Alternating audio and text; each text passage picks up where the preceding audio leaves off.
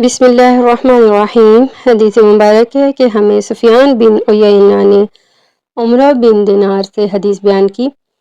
انہوں نے عمرہ بن اوس سے اور انہوں نے حضرت عبداللہ بن عمر رضی اللہ تعالی عنہ سے روایت کی۔ کہا رسول اللہ صلی اللہ علیہ وآلہ وسلم نے فرمایا،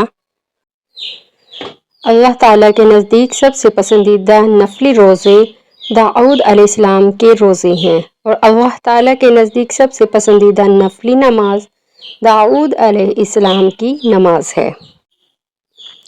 چھٹے حصے میں سو جاتے تھے اور ایک دن روزہ رکھتے تھے اور ایک دن افطار کرتے تھے، روزہ نہ رکھتے تھے۔ ابن جریج نے عمرہ بن دینار سے پوچھا، کیا عمرہ بن اوس یہ کہتے تھے؟ وہ آدھی رات کے بعد رات کا تہائی حصہ قیام کرتے تھے۔